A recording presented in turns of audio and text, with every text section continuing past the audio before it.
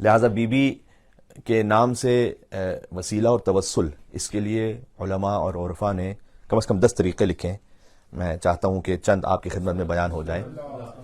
کہ سب سے پہلے تو یہ کہ سورہ مریم کی تلاوت کیجیے اور بی بی رقیہ یا بی بی سکینہ بنت الحسین، جو اہل شام، اہل عراق، اہل ایران رقیہ کہتے ہیں، اور اہل ہند و پاکستان بی بی سکینہ کہتے ہیں. ہدیہ کیجیے سورہ مریم کی تلاوت کر کے بی بی سکینہ بنت الحسین کو اور دعا مانگیں. جی. دوسرا طریقہ ہے دعائے توسل پڑھیں بی بی سکینہ بنت الحسین کی نیابت میں اور دعا مانگیں. تیسرا طریقہ ہے حدیث قصہ پڑھیں اور ہدیہ کریں بی بی سکینہ بنت الحسین کو اور دعا مانگیں.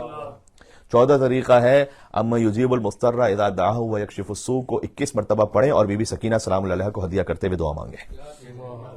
پانچواں طریقہ ہے ایک استغاثہ. اس استغاثہ کے 7 جملے ہیں الگ الگ، میں اس میں 3 یا 4 آپ کی خدمت میں پیش کر دوں تاکہ وہ آسان جو جملے وہ آپ کو یاد رہ جائیں.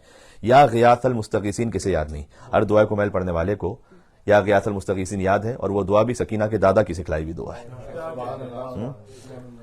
یا غیاث المستغیثین، اے فریاد کرنے والوں کی فریاد سننے والے، اغثنی، تو میری فریاد کو سن لے، بے مقام السیدہ رقیہ ادرکنی.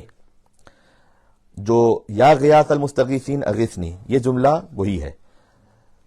بے مقام سیدہ رقیہ ادرکنی، ایک مقام پر ہے بے مصاب سیدہ رقیہ ادرکنی، بے نور سیدہ رقیہ ادرکنی، بے شفاعت سیدہ رقیہ ادرکنی. اے فریاد کرنے والوں کی فریاد سننے والے، تو میری فریاد سن لے، تجھے سیدہ سکینہ کے مقام کا واسطہ، تجھے سیدہ سکینہ کے مصائب کا واسطہ، تجھے سیدہ سکینہ کے نور کا واسطہ، تجھے سیدہ سکینہ کی شفاعت کا واسطہ. اور پھر آپ دعا مانگیں. تو یہ تمام استغاثوں کے طریقے ہیں بی بی سکینہ بنت الحسین سے.